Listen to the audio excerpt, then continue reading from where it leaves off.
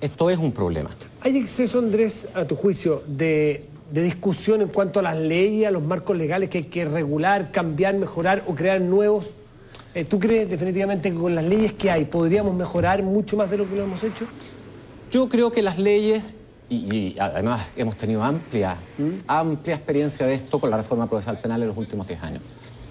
Las leyes son, por así decirlo, limpiar el terreno para construir la casa, pero las leyes no construyen la casa. Las leyes que hay, basta.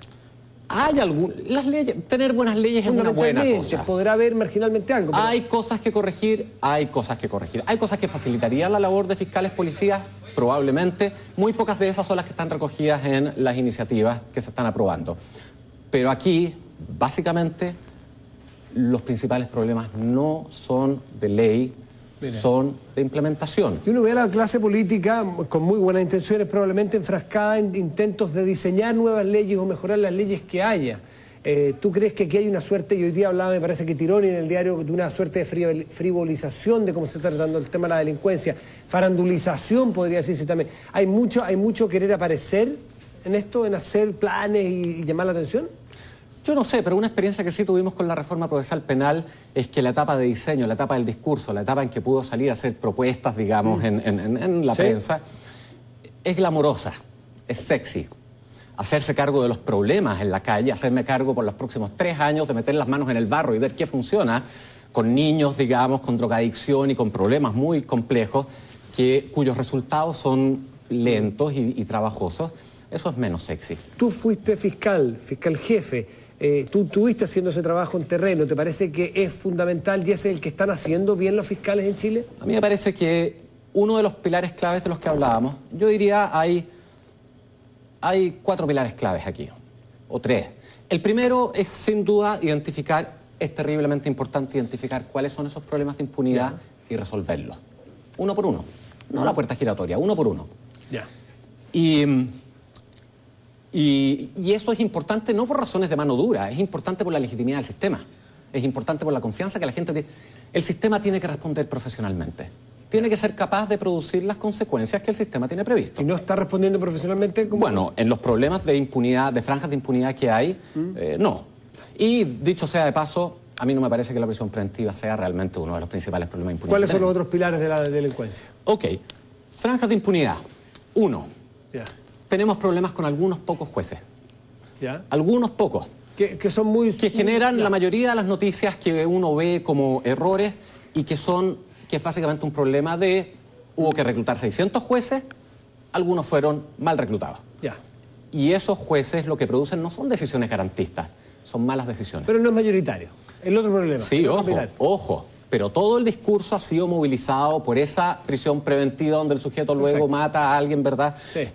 Y sobre todo, mucho más que los delitos graves. Los delitos graves, en general, la gente queda en prisión preventiva. En general, la gente es condenada. Mucho más importante que eso, produce franjas de impunidad muy, muy importantes en los delitos menores. ¿Cuáles son los otros pilares, Andrés? Y en los delitos menores es posible que alguien tenga 10 o 12 condenas y que no haya sido realmente tocada todavía por el sistema. Ese es uno. El segundo... Solo para poner un ejemplo frente a esta...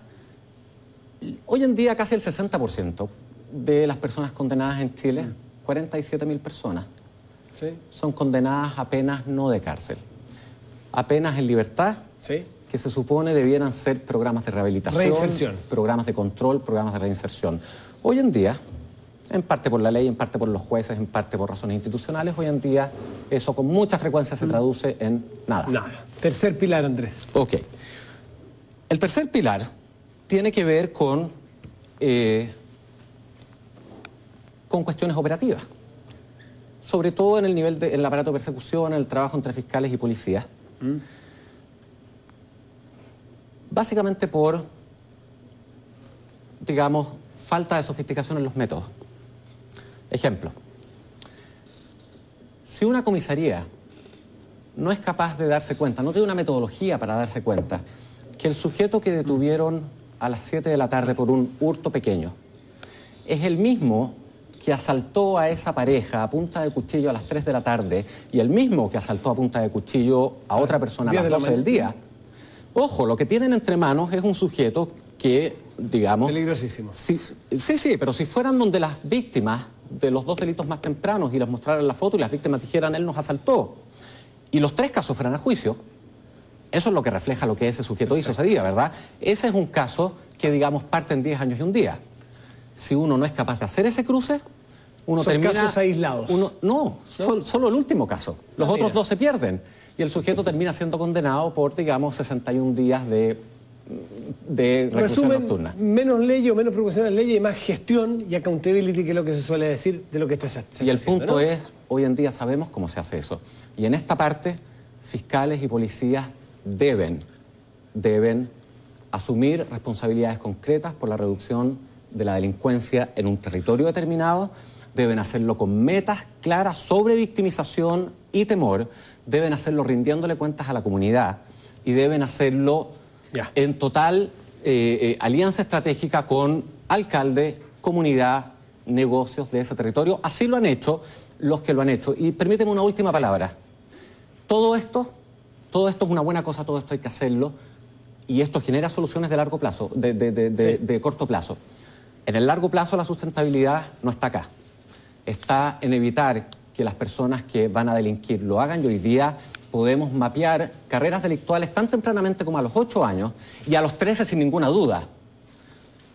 Y hacer que personas que ya delinquieron, 20.000 personas salen de las cárceles chilenas todos los años y no hay ninguna oferta programática otra que les ofrezca una oportunidad alternativa a volver a delinquir. Andrés Weitemann, director ejecutivo de Paz Ciudadana, ideas bastante llamativas y distintas a lo que uno suele ver todos los días. Muchísimas gracias por estar aquí esta noche. Muchísimas gracias a ustedes por la invitación. Mirada.